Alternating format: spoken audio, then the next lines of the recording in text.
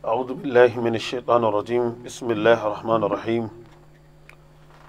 الحمد لله ناصر السنة والإسلام والدين بأهل السنة والصلاة والسلام على رسول الله الأمين وعلى آله وأصحابه وبعد uwa wanda suke saurarena da kuma kallona a daidai wannan lokaci ina muku gaisuwa irin ta addinin musulunci assalamu alaikum wa rahmatullahi wa barakatuh.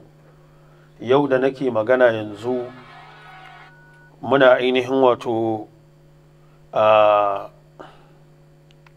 biyar ne ga watan Rajab, hijirar manzon Allah sallallahu alaihi wa alihi wa sallam 1442 wanda ya daidai da 17 ga watan biyu shekara 2000 da ainihin wato 21. Kafin mu fara karatu mutane za su ga unwanin karatun da kuma adireshinsa shine wato abin da ya shafi daga cikin rudu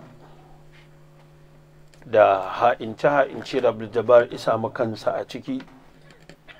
Ɗalibansa suna ta ƙoƙarin yaɗa cewa ana jin tsoro ba za a iya zama da shi ba saboda wasu malamai da suka fara wasu maganganu wanda na yi magana ɗazu a shafin sarki zaki na faɗa nake cewa idan da girmama harka ta ilimi da kuma daɗewa mutum yana yin abu to ya kamata ya zamanto bisa ga ƙa'ida na wato abinda su malaman suke karantar da mutane fasalu ahlat dhikr in kuntum la ta'lamun.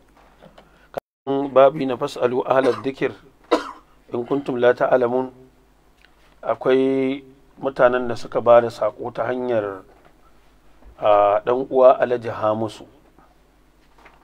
Muna roƙon Allah subhanahu wata'ala ya saka musu da alheri. Shi kansa na farko akwai bayan Allah da ba su da lafiya za su tafi neman magani, to muna roƙon Allah ta'ala ka ba su lafiya. Kamar network ɗin nan ba shi da ke duba gani anya kuwa mala abu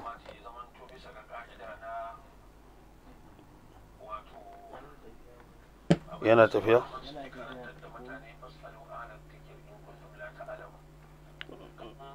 Kashe wannan mala abu.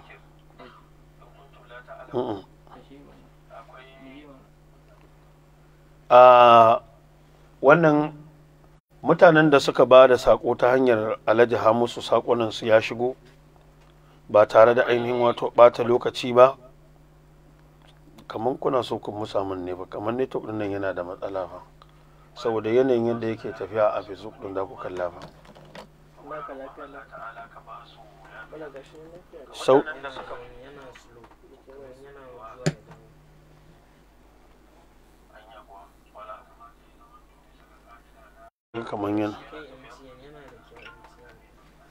kamar yana da matsala gaskiya.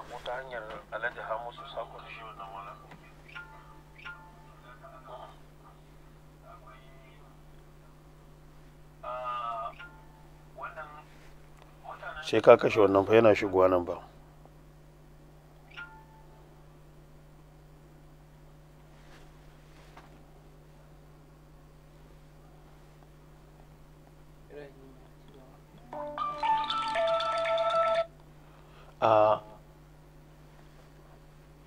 Ka buɗe min wannan hotspot ɗin na MTN ɗin.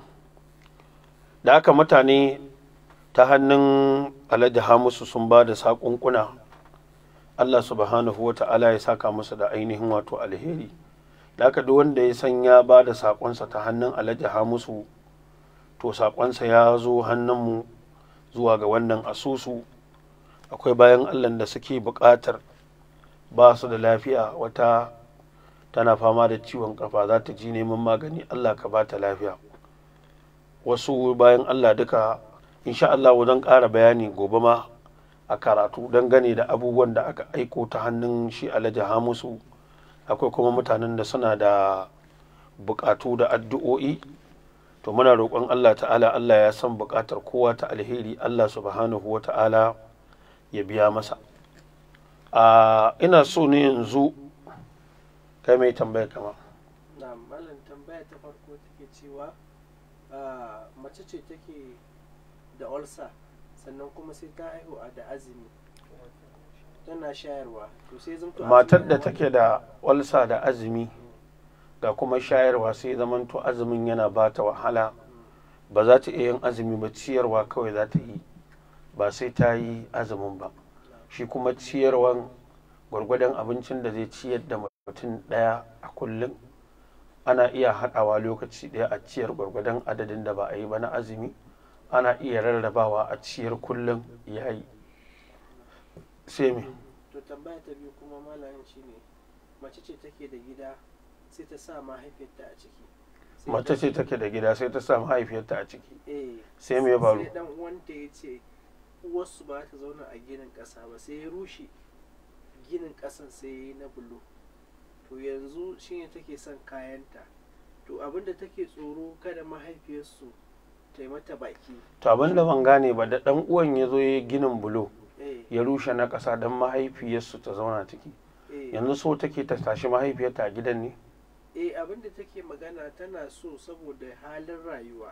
to halin rayuwan ba mu sani ba. a halin rayuwan da ya kamata kowa ya sani cewa inda take zaune ita mahaifiyar ba nata bane na yarta ne, wadda yar kuma tana da gado. sai idan mahaifiyar ta yi mai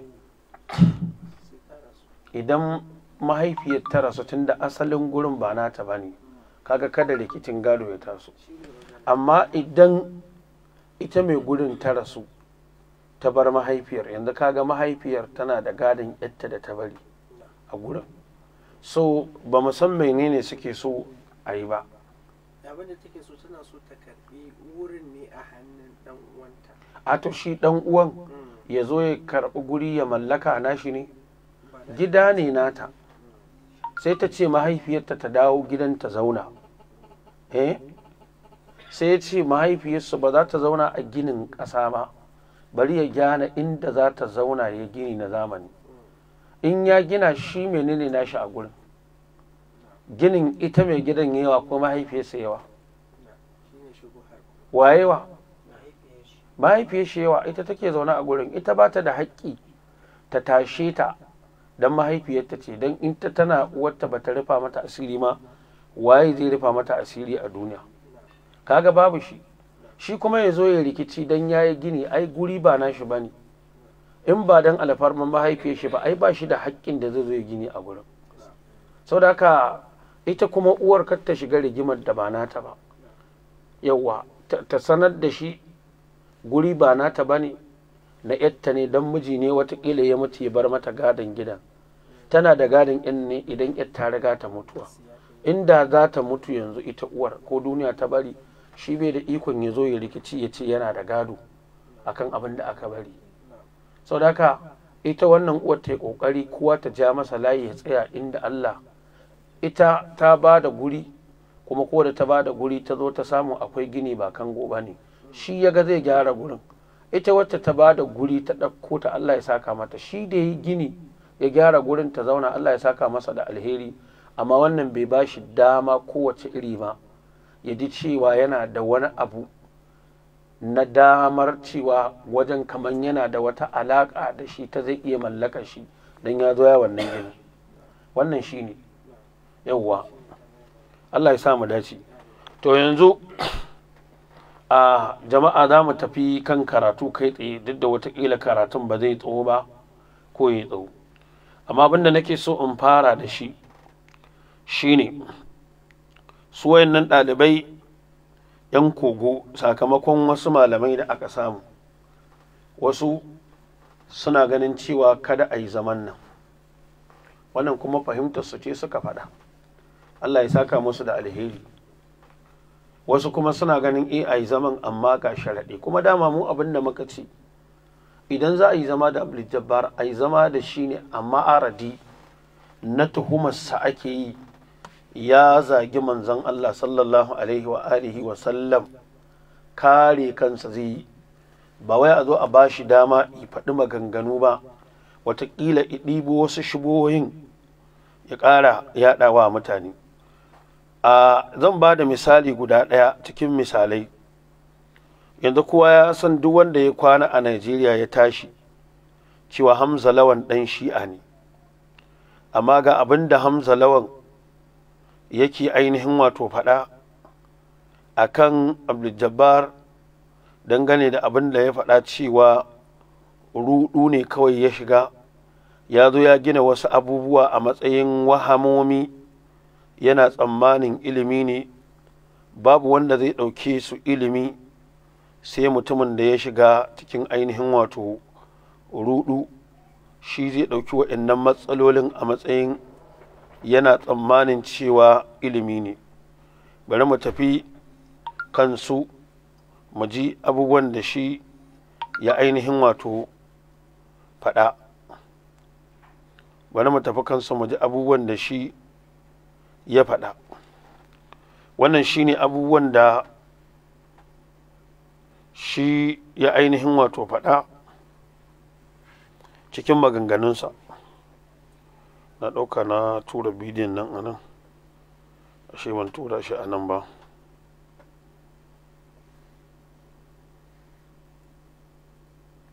Ashe a can na tura shi.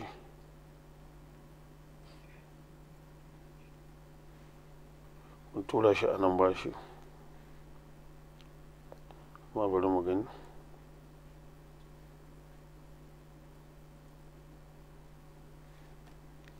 تمسك بأزيال النبي محمد.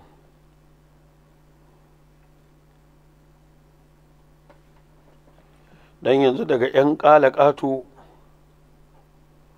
sai wasu daga cikin 'yan shi'a su ne za ka ga sun fito suna ta dafa ma ita wannan da'awar da yake yi baya, sai sun ainihin wato kare ta. Barin gani, ina ganin ai ya kamata gani a nan gashi. Bari mu ji abin da shi Malam Hamza Lawan yake ainihin wato faɗa nan. Wani mutum wanda yake shi bai san a cikin addinin musulunci, bai san ko shi wani ne bane, yana kokari ne yanzu ya. Kun ji Malam Hamza Lawan yana cewa Abdul-Jabbar wani mutum ne wanda bai san kowane ne shi a cikin addinin musulunci ba, bai ma san me yake yi ba. Shi da ya faɗa jiya ya ce ta fi gaskiya 75 cikin 100 gaskiya na hannunsu, to su ne kuma yau aka samu wasu daga cikinsu wanda kuma su an yadda ba jahilai ba ne a shi'a, ba gama garin mutane ba ne a shi'a, amma suna cewa wani mutum ne da ya shiga rudu. Bari mu ci gaba da jin shi Malam Hamza Lawan majimi. Gano ko shi wane ne.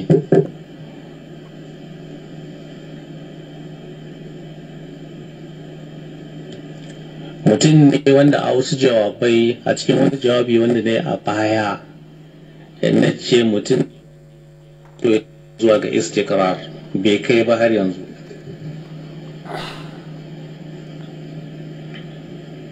Shi bai san ko shi menene ba, bai kuma san ko shi wane ne ba.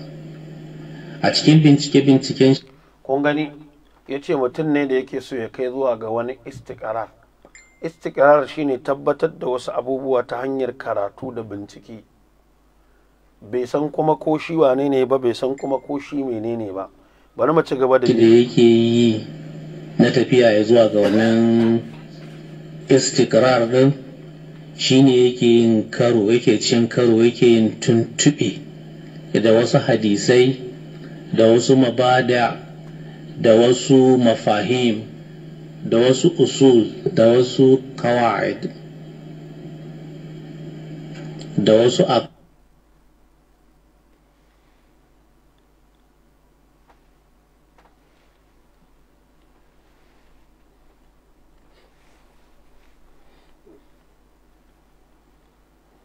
wal, da wasu nazariyat a cikin gidan sunna waɗanda yake da matsala da su,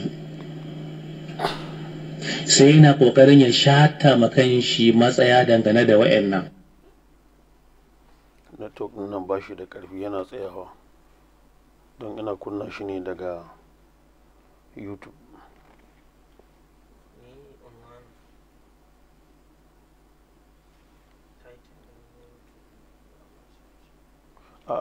Daga nan nake kunna shi. Akan wannan asasin sai yana faɗa da wasu malaman su. Bai kama ba MTN din, ba sai ka kashe wannan sannan MTN din zai.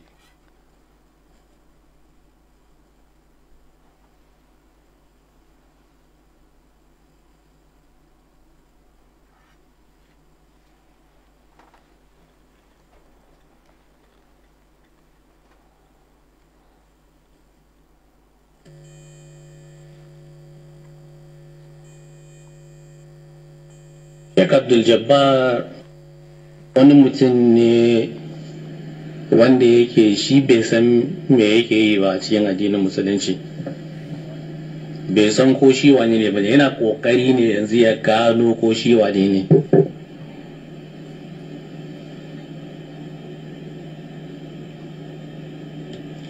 Mutum ne wanda a wasu jawabai, a cikin wani jawabi wanda ne a baya na ce mutum ne wanda yake yana so ya kai zuwa ga istikrar, bai kai ba har yanzu. Shi bai san ko shi a cikin na tafiya ya zuwa ga wannan istikrar din, shi ne yake yin karo, yake cin karo, yake yin tuntuɓe da wasu hadisai da wasu mabada da wasu mafahim da wasu usul da wasu akwal da wasu nazariyat a cikin gidan sunna waɗanda yake da matsala da su, sai yana ƙoƙarin ya shata makan shi matsaya dangane da wa'annan. Akan wannan asasin sai yana faɗa da wasu malaman sunna.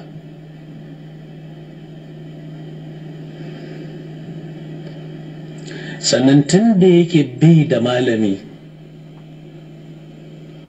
kun ya ce tun da yake bai da malami ba yana nufin cewa bai yi karatu a gaban baban shi ba. Wayannan matsalolin da ya ɗauko matsaloli ne da shi da kansa kawai ya ɗauko ya zo ya gina fahimtar su, ba wai yana da wani malami ba ne da ikoyi wa'annan ilimukan a gabansa wanda ya zo ya gina wannan fahimtar. Ƙaramin misali da za a bayar, hadisan da yake fassarawa ya ce Bukhari da Muslim sun ruwaito cin mutuncin Annabi sallallahu alaihi wa alihi wa sallam. To tambayar da za ka yi, babansa ya karantar da littafin sahihu Muslim kamar yadda bincike ya tabbatar da haka. Shin yadda yake fassara wa'annan hadisan da mahaifinsa izo haka yi ma wa'annan hadisan fassara, ko a'a shi ne da izo ya fahimci hadisan haka? Kaga ko shakka babu shi ya fahimci hadisan haka, domin inda haka hadisan suke da mahaifinsa da ya zo ya kamata ya fassara hadisan haka. Wannan shi ne. Bari mu ci gaba da ainihin wato jin shi, kamar wasu ɗin nan ya rufe ba.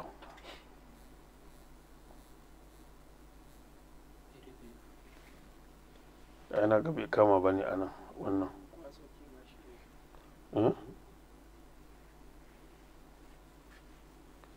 Da ga kawai waye yake da masjidin sahaba ne? Wanne?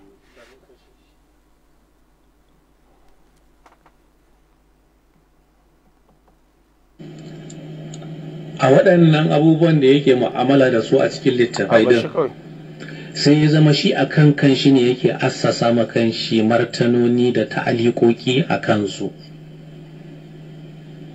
Saboda haka Sheikh Abdul Jabbar mutum ne wanda yake a cikin gayan rudu,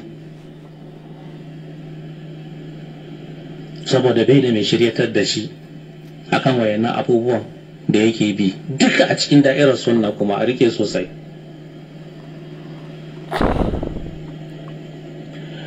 Mafi yawa daga cikin abubuwan da Sheikh Abdul Jabbar yake faɗi wahamomi ne da suke bugowa daga cikin kwakwalwar shi da tunane-tunanen shi da sawale-sawalen shi sai yake yin istinbati akan asasin wa'annan wahamomin, waɗanda wa'annan istinbatotin su ne jahilai suke ce mai ilimi. Wato duk abin da ya sawwalo ya faɗi shine ilimi, kuma muna da tajariba kan irin waɗannan mutanen da yawa. Kun ji abin da ya faɗa cewa wasu wahamomi ne da ya yi istinbadi ya fitar da hukunci daga kwakwalwarsa, sai jahilai suke ɗauka cewa ilimi ne.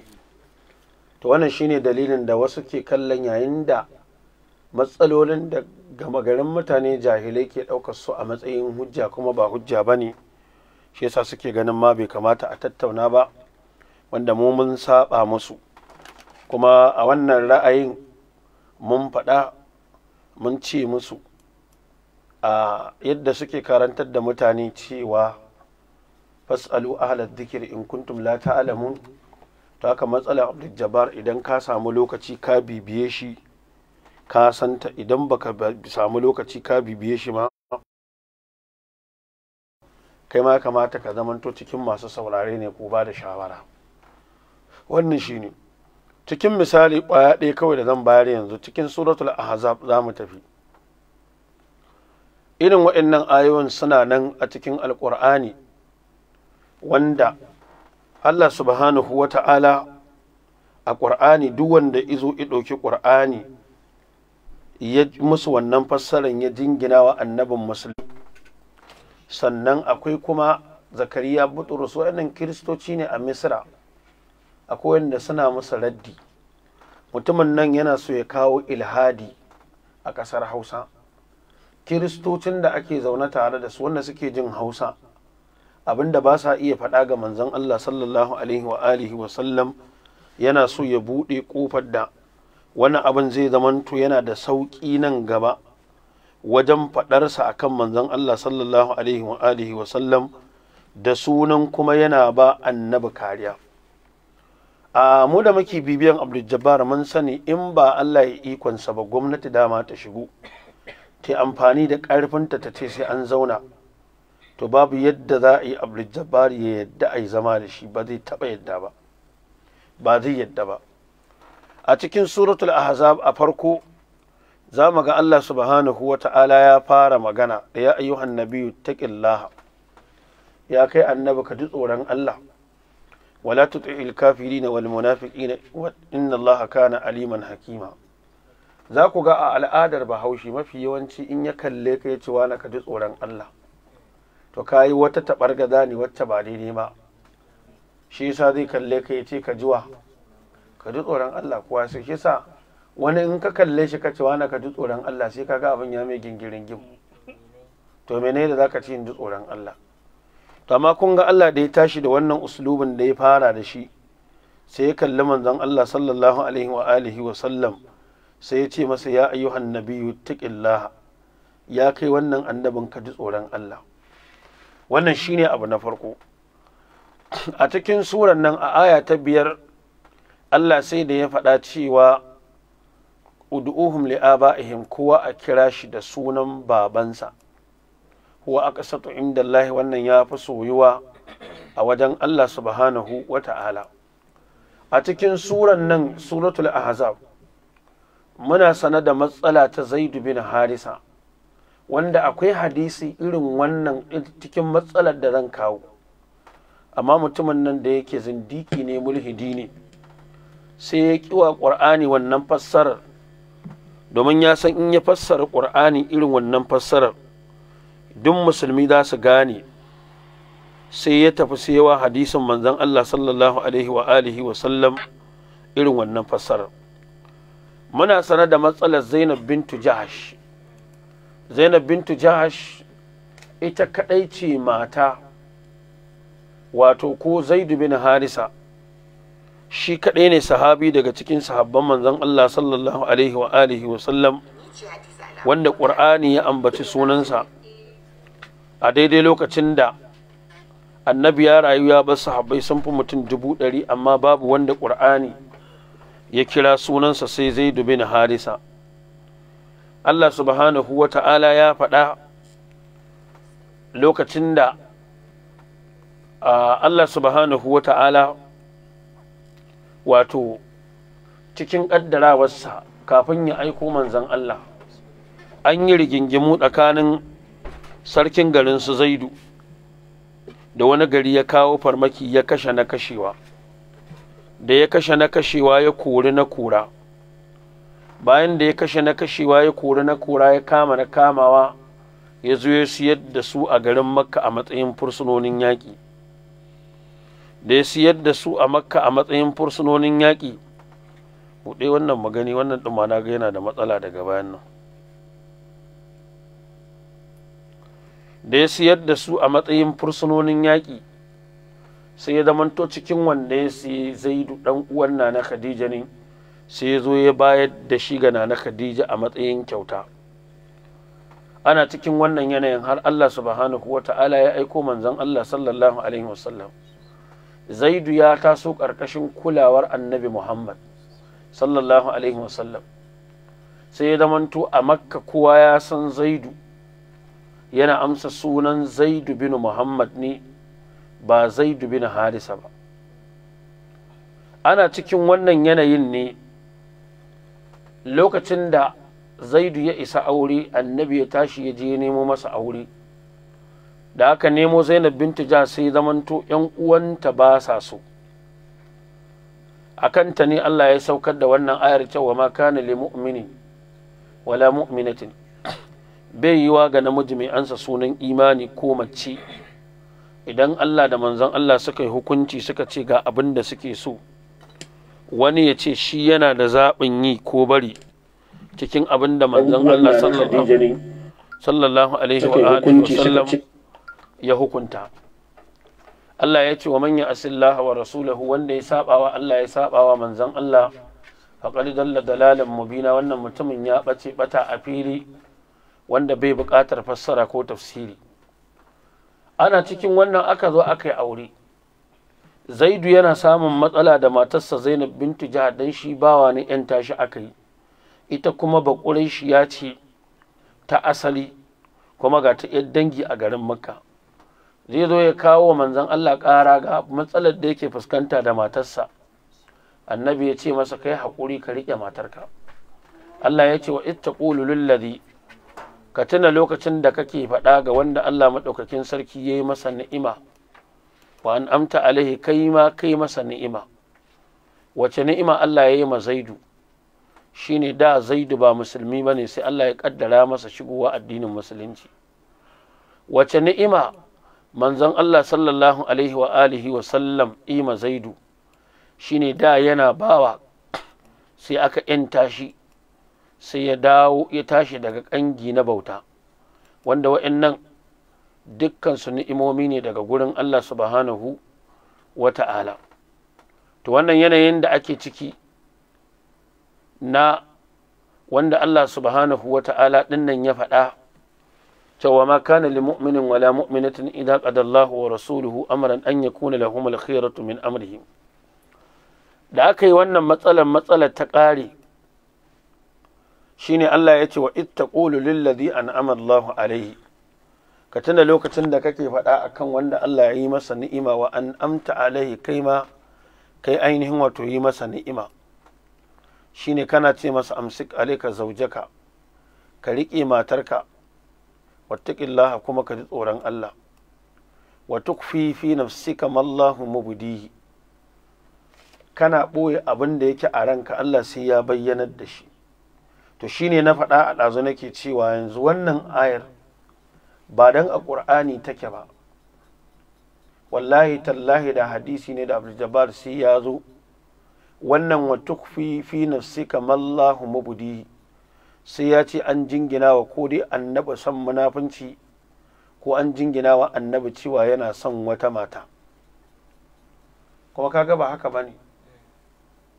Duk wanda yanzu ya zo ya ɗauki wannan ayar ya yi mata wannan fassarar, ya ce wa tukfi fi nafsika ma Allahu mubdihi, ya jingina wa annabi, ya ce annabi yana ɓoye munafunci ko yana ɓoye son matar wani a zuciyarsa, ka san ƙarya iki ba ƙur'anin bane haka. shine ya fassara ƙur'anin haka dan yana so ya faɗawa annabi baƙan magana. Wa takshan nas, Allah maɗaukakin sarki ya ce kana jin nauyin mutane, wallahu a haƙu an taksha, Allah kuma shi ya fi cancanta ka ji tsoronsa. Falamma qada zaidun minha wataran, wannan shine dalilin kiran sunan zaidu. Lokacin da zaidu ibiya bukata na ana so ya saki Zainab bintu Jahash, kaga inda hadisi ne wataran dinnan wata mugu fasara za su mi, Allah sai ya ce zawwajnaka ha, sai maka auren maka da ita, likai la yakuna alal mu'minina harajun fi azwaji adiyaihim idza qadaw minhunna watara wa kana amrullahi maf'ula, al'amarin Allah abin aikatawa ne. To yanzu nan wajen yaro ya taso a ƙarƙashinka ya girma, farko yana amsa sunan wane ɗan wane, kai ka je ka nemo masa aure da kanka, sannan yanzu a ce maka ya saki matar kai ka aure ta. Irin wannan fassarar shi ya ɗauki hadisin Safiya ya fassara ya ce an jingina wa annabi ƙwatan mata da fyaɗe. To idan sun isa su yi ƙur'ani wannan fassarar mana, to wannan duk wanda ya zo nan wajen ya ce zawwajnaka ha da Allah ya ce mu maka auren maka ita, sai ka ce annabi ya ƙwace matar wani gashi nan ya aure ta ko sadaki babu, duk wanda ya zo fassara ƙur'ani ima ƙur'ani wannan fassarar zindiki ne, mulhidi ne, baƙan magana yake so ya faɗawa manzon Allah sallallahu alaihi wasallam.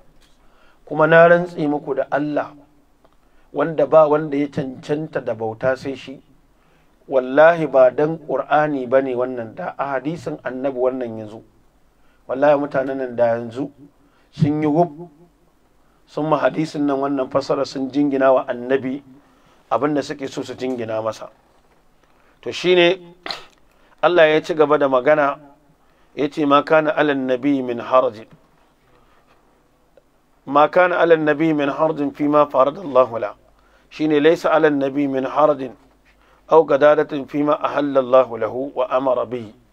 Annabi bai da takura ko kunci cikin abin da Allah ya farlanta masa, min ziwaji Zainab mutallaqa, na ainihin wato ainihin Zainab bintu Jahsh wacce aka sake ta da Zaid bin Harisa.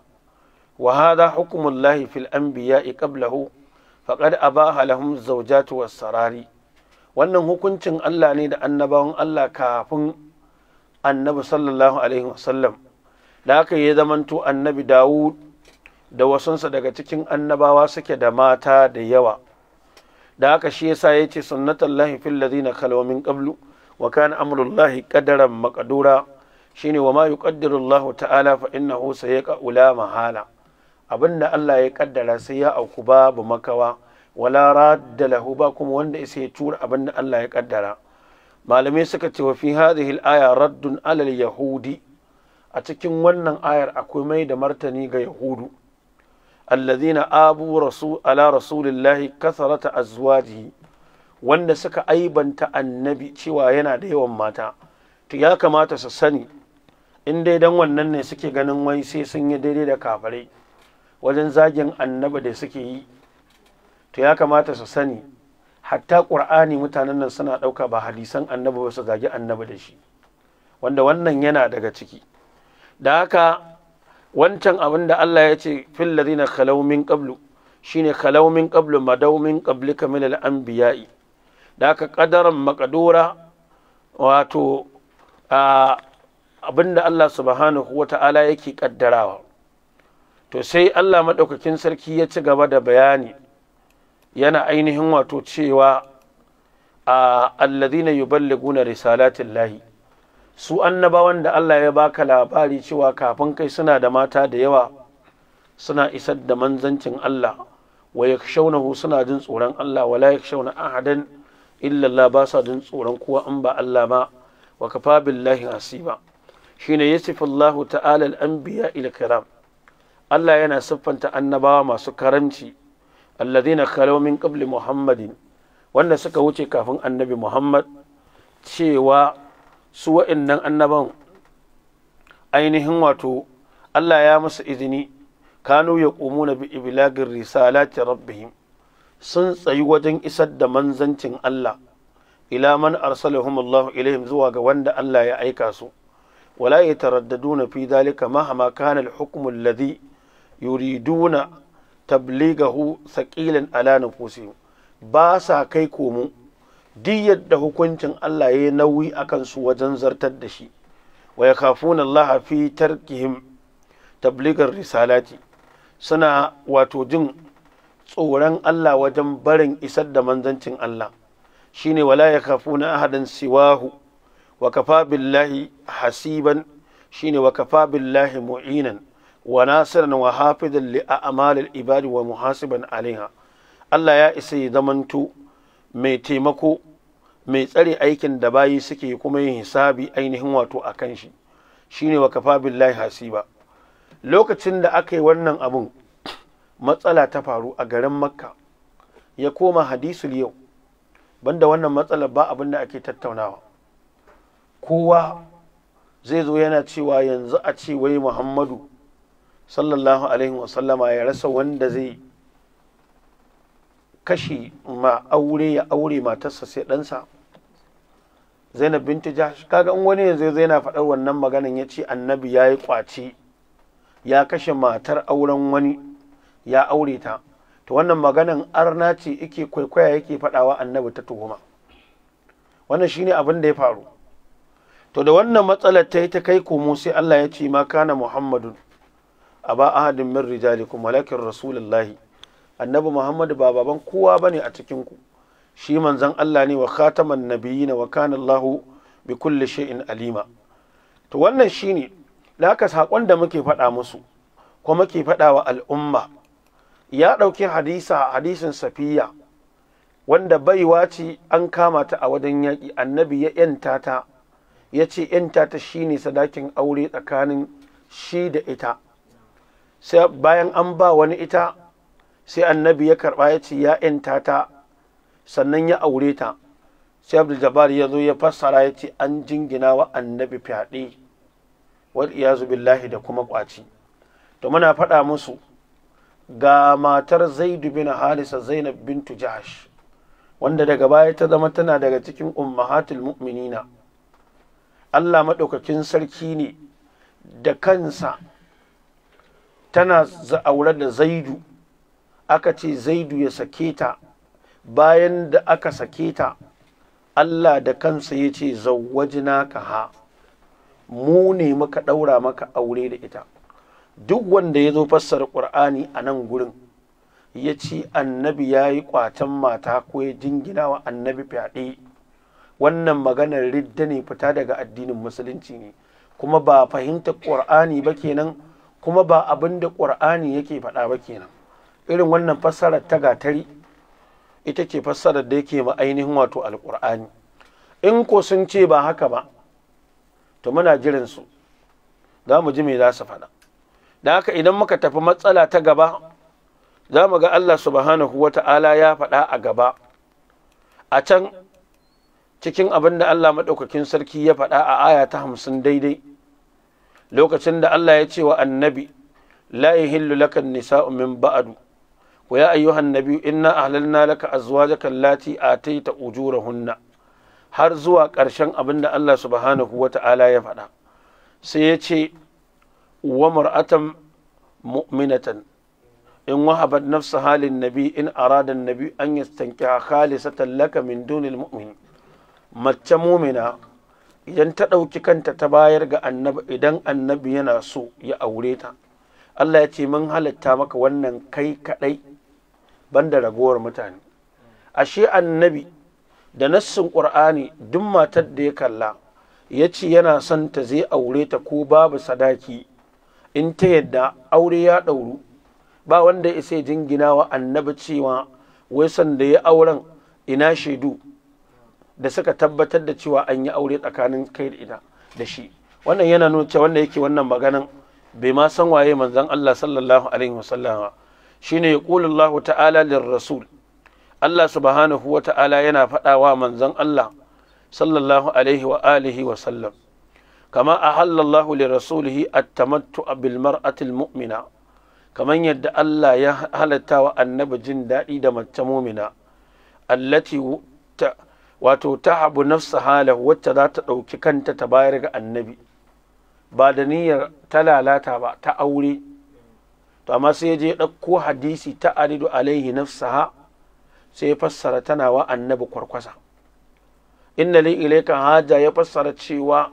wai kana bukata ta kayi zina da ni wannan mutumin fa haka i faɗa to shine har yanzu cikin maganar da muka yi musu muka ce muku ai ga ƙur'ani ya faɗa da ƙur'ani i faɗi irin wannan ko abin da ya fi na hadisi menene dalilin da isa ba ku zo kun yi ƙur'ani wannan fassara ta gatari ba idan ƙur'ani ba ku yi masa wannan fassara ta gatari ba idan ba so ake yi sai an zubar da mutuncin malaman hadisi a yi musu ƙage a yi musu ƙarya ma menene dalilin da ya sa Abdul Jabari ya tafi ya fassara hadisin annaba haka menene dalili bari mu ji me yake faɗa a nan wajen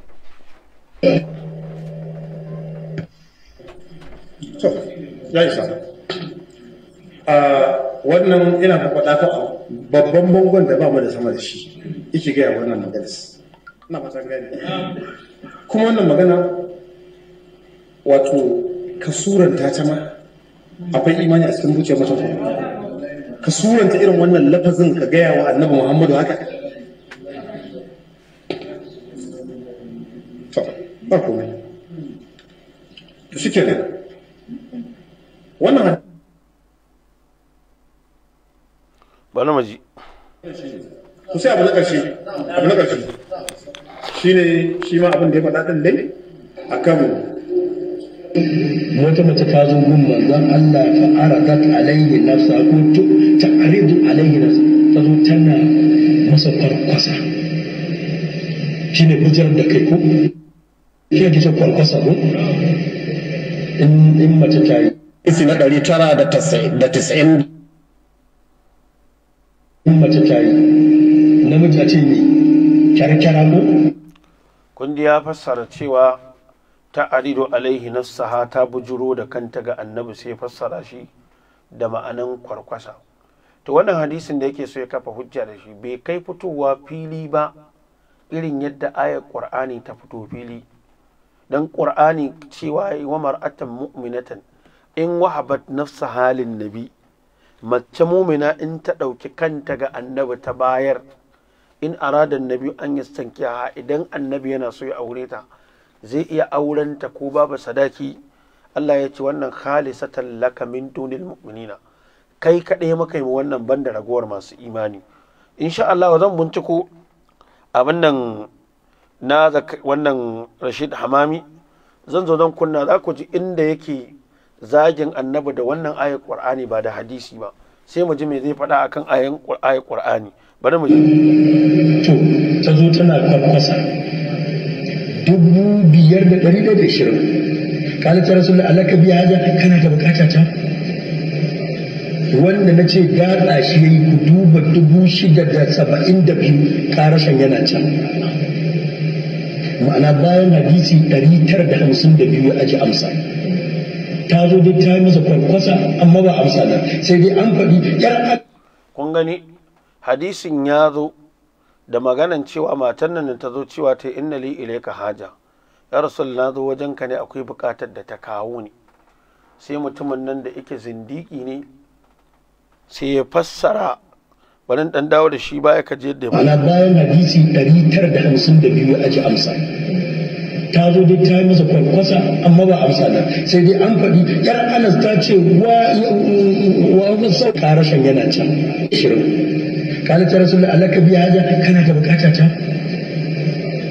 wanda na ce gatsa shi ya yi ku duba 1000 kaga fassaran ba ma haka yake fa ka gani wannan matar da ta zo cewa ta yi alakabi haja da ta zo cewa ta ya rasulullah kana da bukatar ka aure ni abinda ta ce kenan ba shi sai ya fassara alakabi haja wai kana da bukatar kai zina da ni dan Allah wace mace ce za ta yi tsaurin idan da za ta zo gaban manzan Allah ta faɗa mai wannan magana waye bari mu ji da 72 karashin yana can,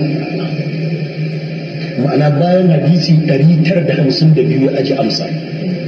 Ta zo dai ta yi masa kwarkwasa amma ba amsa nan, sai dai an faɗi yar Anas ta ce wa sau a tawo wasu abin kunya wannan mace ba ta da kunya, sai ce da gabara can ta fi ki shawarar na ce ta zo ta gaya mai amsa duba 952. in kana son ka ga amsar karara to kuma Muslim 2326 ya Rasulullah inna li ilayka haja, ina sha'awarka.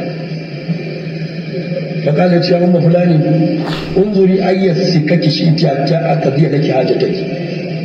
أم فلان فأم سليم فكينا.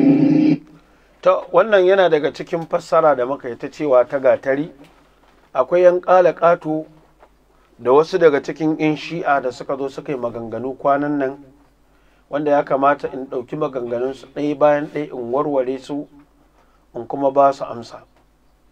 Yawwa, daga munafikin ɗan ɗariƙar tijjaniya sai munafikin ɗan ƙadiriya sai ‘yan ƙato, don ina samun labari akwai wanda za ka gansu suna ɗauke da rigar tijjaniya abin da ya bayyana ga mutane, wasu suna ɗauke da rigar ƙadiriya abin da ya bayyana ga mutane, amma baɗininsu daga taƙiyya sai munafunci ƙarya suke, suna ɗauke da gubar shi'a ne.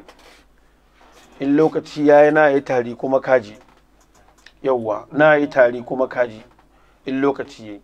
Da wannan hadisi da matan nan ta zo ta ce ja'at mar'atun ila nabi ta aridu alaihi nafsaha fa qalat ya rasulullah hallaka bi haja, kana da buƙatar hallaka hajatun bi. Ai shine maka ce idan wannan mace ta zo ta ce kana da buƙata ta, ai bai kai fitowan ayin ƙur'ani ƙarara ba da Allah ya ce wa mar'atan mu'minatan, mace mumina in wahabat nafsa halin nabi, idan ta ɗauki kanta ta bayar ga annabi, da ɗaukar kai a bayar, mace ta ce na ba da kaina gare ka, da kuma kana da bukata ta ka aure ni, wane ne ya fi fitowa fili?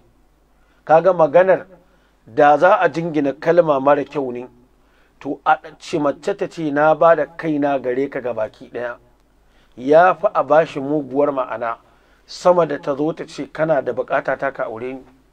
To shi kuma ƙur'ani da ya tashi sai ya ce wa mar'atan mu'minatan in wahabat nafsa halin nabi in arada nabiyu an yastankiha khalisatan laka min dunil mu'min.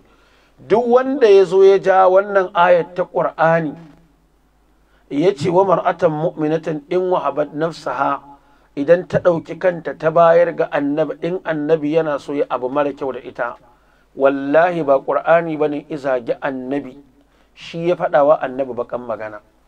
In kuma ya ce ƙur'ani ne ya zagi annabi, sai mu zo gashi nan gamu. To shi yasa nan wajen idan haka ne kuwa su fara tuhumar ƙur'ani kafin su je su tuhumci maganar manzon Allah sallallahu alaihi wa alihi wa sallam.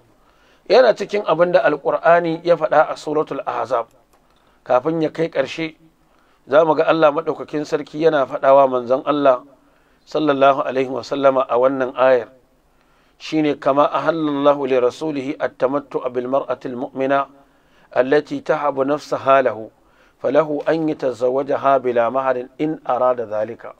Annabi yana da iko ya auri mace in ta zo ta ce rasulullah ka aure ni ko ba sadaki.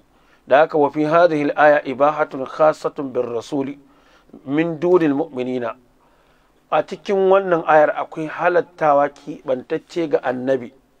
falau wahabat mar'atu nafsaha li rajulin la wajaba alaihi mahru mithliha. Amma wani mutum wanda ba annaba ma bai yiwa mace ta kalle shi ta ce tana bayar da ainihin wato sadaki ko ya aure ta babu sadaki. walakin ar-rasul lam yatazawwaj wahidatan mimman wahaba anfusahunna lahu. Da haka manzon Allah sallallahu alaihi wa alihi wa sallam in ba Zainab bint wannan Safiya ba da yanta ta kuma tare da Allah ya ba shi dama, amma manzon Allah sallallahu alaihi wa sallama bai ainihin wato buɗe wannan ƙofar ba, amma Allah ya halatta wa annabi yin haka. Sannan a cikin ayar a gaba abinda Allah ya ce wa annabi turji man tasha'u minhunna wa tu'yi ilayka man tasha'u, shine wala junaha alayka wala harash, fi an tatruka alqasma ko alqisma lahunna, annabi ya daina rabon kwana ga matan. fataqaddam man shi'ita wa tu'akhkhir man shi'ita wa tudadi man shi'ita wa tatruku man shi'ita. Shine wannan ka'idar. Kaga wani annabi wanda ba shi ba in ya aje mata sama da 2, 3, 4 ya ce ya zaɓi sanka inda ya ga dama ya kwana zalunci. To wannan ayar ma akwai waɗanda suka ɗauko ta suka zagi annabi da ita, suka ce gashi nan ya hana al'umma shi auren mata sama da 4 shi ya aura, ya wajabta ma al'umma shi kowa ya raba kwana shi ya ƙi raban kwana in ba su sani ba.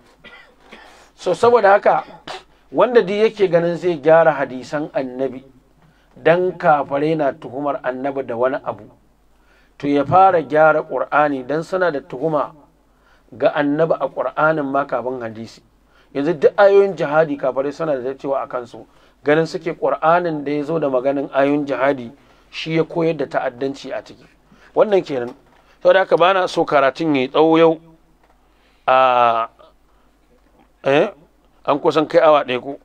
Magana ta ƙarshe da nake so in rufe da ita, wannan mutumin maƙaryaci ne, maha'inci ne.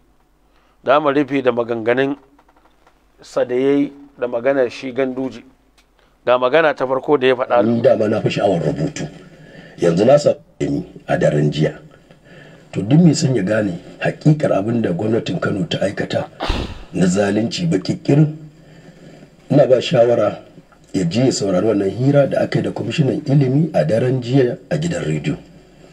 Za a ji ya faɗi ko suwaye a ƙarƙashin duk wani abu da ake mun, kuma da bakinsa ya faɗa ya yi itirafi cewa su ma gwamnati sun san zalunta ta ake, kuma bisa ƙa'ida ake mun abubuwan da ake.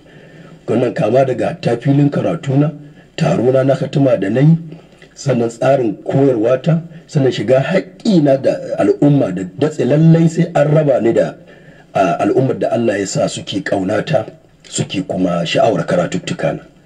To ina cewa wanda yake sai je amsar wannan tambayar ya je ya nemi wancan program, don mai magana da yawun gwamnati shi ya faffaɗa da bakinsa ga waɗanda suke ta abubuwan nan, kuma da bakinsa ya faɗa cewa gwamnati ta tabbata zalunci ne ake mun ba bisa haƙƙi ba.